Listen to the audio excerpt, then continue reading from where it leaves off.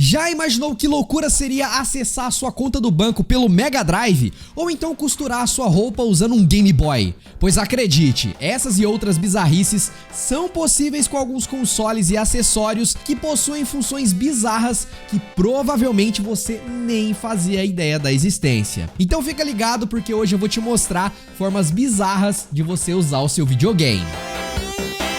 Hoje em dia é muito comum a gente acessar informações do banco através do celular ou computador, tanto que muita gente quase nem vai mais em agência bancária. Porém, até os anos 90 isso era bem diferente, e qualquer pessoa que precisasse resolver alguma coisa com o banco tinha que ir até uma agência. No entanto, a Tectoy e a Bradesco pensaram em uma forma de dar aos seus clientes uma maneira de acessar as suas contas sem sair de casa e o melhor, usando um videogame que era o Mega Drive na época. Esse serviço era o Telebradesco Residência. Sim, galera, o Brasil já tinha um serviço de banco pela internet em pleno 1995 usando o Mega Drive. Olha que doideira. Mas assim, na verdade o Telebradesco ele dependia de um cartucho de Mega com um modem integrado, que ainda precisava ser conectado à linha telefônica, como era no caso da internet discada. Tô ficando velho, tô acabado. E ao ligar o videogame, você tinha acesso a algumas informações como seu saldo, extrato bancário e vários outros serviços. Além do cartucho especial, você ainda tinha que pagar uma taxa mensal ao banco, o que eu acho uma sacanagem, né? Porque você já tinha que comprar o cartucho. Mas vale lembrar, pessoal, que isso era em 1995, uma época que quase ninguém tinha computador em casa. Com a internet, então, era quase impossível. Então foi por isso que o Telebradesco chegou com essa ideia de dar acesso para quem não tinha computador e já tinha presenteado seu filho ali com o Mega da Massa. E o próprio presidente da Tectoy na época chegou a dizer que queria colocar o Telebradesco também no Master System, considerando que a base instalada do console no Brasil era imensa, mas isso acabou não acontecendo. E por ser um serviço exclusivo do Brasil, o Telebradesco é algo bem raro hoje em dia e é caçado por colecionadores do mundo todo. Mas agora eu quero saber, você conhece alguém ou você mesmo já teve esse cartucho bizarro aqui do Mega Drive? Nunca nem vi, não.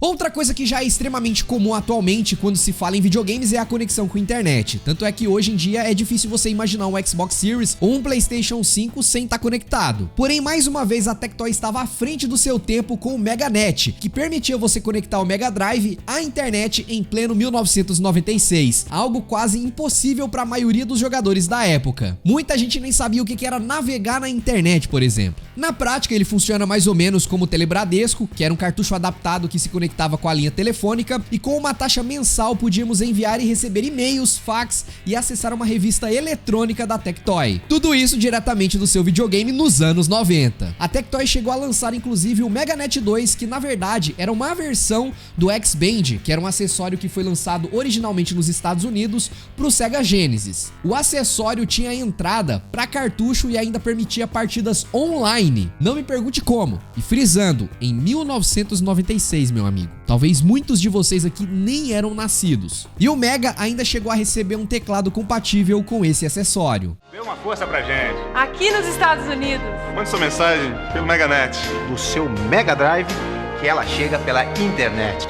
MegaNet, o Mega Drive plugado no mundo. E já deu pra notar aqui que o Mega Drive atirava pra todo lado. E em 1991 foi lançado exclusivamente no Japão o Tera Drive, que é basicamente um PC híbrido com o Mega Drive. Nele dava pra você usar um PC normalmente e com uma viradinha de chave, você já jogava Sonic 2 no mesmo hardware. O Tera Drive, ele veio em 3 modelos diferentes, indo em 640K de RAM. Não ri não, porque seu celular hoje em dia tem 12 GB de RAM. Naquela época lá o negócio não tinha nem 1 mega direito. Mas tinha uma versão um pouco melhorzinha, com 2,5 megas de memória RAM e um HD de 30 megas. 30 mega, rapaziada. Uma imagem hoje é 30 mega. Todos os modelos usavam um processador Intel 286, com o sistema operacional DOS da IBM adaptado para o idioma japonês, já que era um sistema defasado naquela época. O híbrido já vinha com um teclado, um controle de Mega, além de ser compatível com o mouse, ele também tinha as entradas de cartucho dos jogos. Mas assim, felizmente a investida da Sega não deu certo e o Tera Drive se provou um fracasso, se tornando mais um desses itens raríssimos de colecionador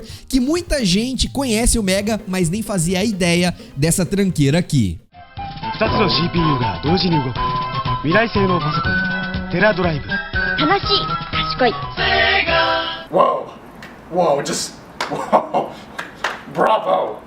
Não era só a SEGA que queria investir na conectividade dos seus consoles nos anos 90, pois em 1995, a Nintendo, em parceria com um canal de TV japonês, lançava o curioso Satellaview, acessório que era conectado ao Super Nintendo que permitia baixar jogos e conteúdos no console em transmissões via satélite. Veja bem, não era conexão com a internet, e sim uma transmissão de sinal, como acontece com um canal de TV mesmo. Tanto que ele ficou restrito somente no Japão, e você precisava ficar atento para saber qual dia e o horário que o game seria transmitido como um programa de TV, para você conseguir sintonizar o Satellaview e baixar os jogos que eram divididos em episódios. Isso porque na época os satélites não conseguiam transmitir tantos dados de uma vez só. Era praticamente aqueles downloads que você fazia parte 1, parte 2, parte 3 para depois misturar tudo. O mais bizarro era que se você perdesse um episódio aqui, já era, não tinha como você recuperar o jogo depois. Por isso que muitos desses jogos se perderam para sempre. E o mais triste de tudo é que vários games foram lançados exclusivamente para esse sistema e são bem curiosos, como é o caso do BS F-Zero Grand Prix 2. É isso mesmo, uma sequência do clássico F-Zero de Super Nintendo. Teve também o BS The Legend of Zelda, que é um remake do primeiro Zelda de Nintendinho, e o insano Excite Bike Boom Boom Mario Battle Stadium. Sim, o nome é isso mesmo, que é o remake do clássico Excite Bike de Nintendinho, só que com os personagens da franquia Mario. E o mais incrível de tudo é que o serviço durou de 1995 até o início dos anos 2000, chegando a bater mais de 100 mil usuários. Mas apesar de interessante o preço do acessório, mais a logística para você usar o produto e ser exclusivo do Japão, fez o Satellaview cair no limbo dos acessórios obscuros. Mas é algo extremamente interessante.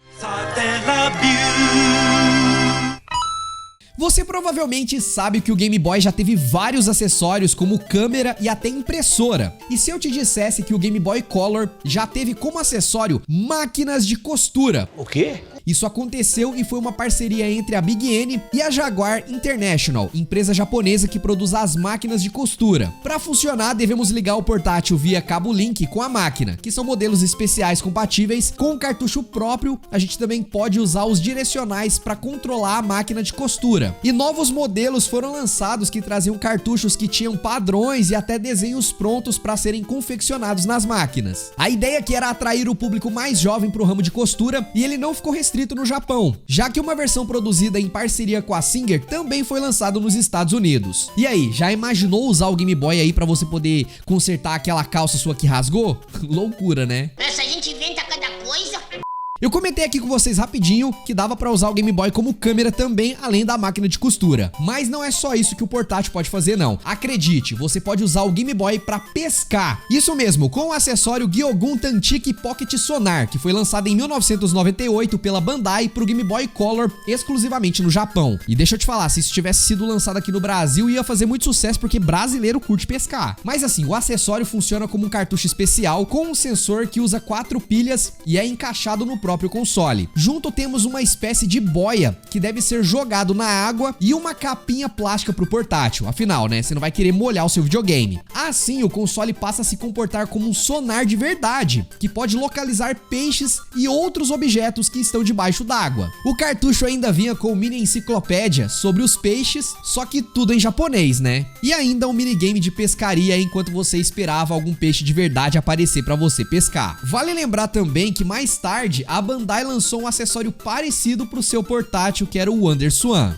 Isso me lembrou de uma coisa também. Eu não sei se foi no Japão, mas teve algum lugar que as empresas de carros usavam o Game Boy para se conectar com o computador de bordo dos carros, porque o equipamento da época era muito caro e eles perceberam que dava para fazer a mesma coisa utilizando um Game Boy. Inclusive tinha os kits que você comprava via o Game Boy, o cartucho especial para funcionar e conectar com o carro, e você fazer várias combinações, tirar diagnósticos do carro para ver o que estava funcionando, o que precisava atualizar, mexer e tal. Isso é muito louco. Inclusive se tornou algo extremamente raro. Imagina você comprar um Game Boy para mexer no teu carro na manutenção dele. Que viagem é essa?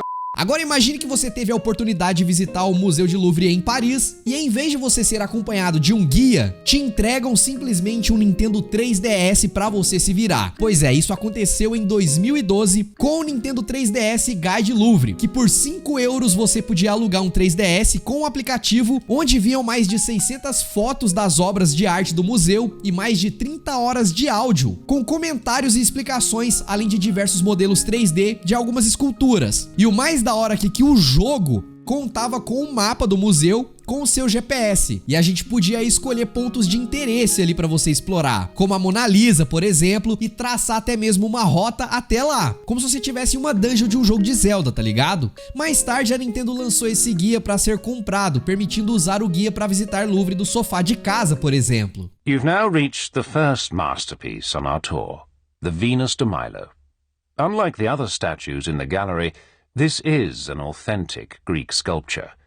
Muito louco, né? Mas e aí? Você lembra de algum outro acessório muito bizarro que transformava ou fazia o seu videogame virar outra coisa? Comenta aqui embaixo porque eu acho que dá pra fazer parte 2, 3 aqui, é só a gente pesquisar. Se você curtiu esse vídeo, não esquece de fortalecer com seu joinha, mostra pro YouTube que você tá gostando do canal pra ele recomendar pra mais pessoas. E se ainda não for um inscrito, clica no botãozinho de inscreva-se. Tem muita gente acompanhando os vídeos pela TV, então para um minutinho aí, pega o controle, vai lá e se inscreve pra você sempre receber os nossos conteúdos novos. Fechado? E se você gosta desses acessórios bizarros, dá uma olhada nesse vídeo onde eu mostro pra vocês mais coisa sinistra ainda. Você vai curtir. Eu vou indo nessa, um grande abraço, valeu e tchau, tchau.